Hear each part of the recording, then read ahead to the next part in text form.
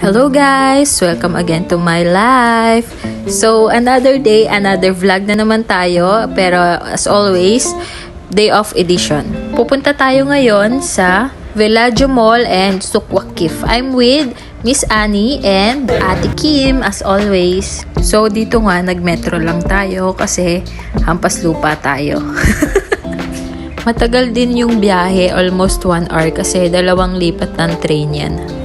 Dito kasi sa Qatar, meron tayong yellow lane, red lane, and green lane. So for us, dulo to dulo kami from Wakra to Azizia.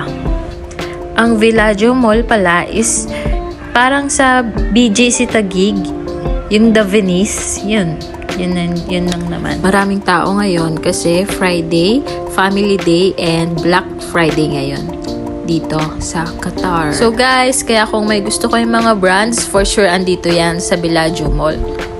Ang next stop naman natin is, for sure mga kababayan kong nasa Qatar, alam nyo to kung saan to. I know, super alam ko na alam nito kung saan to.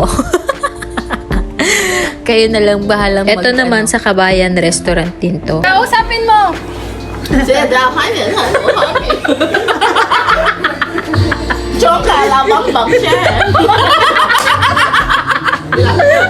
Take a picture of us. It's okay with you? Guys, ito ang a day of my life as a OFW in Qatar. So, thanks for watching. Hope you like it. Masalam!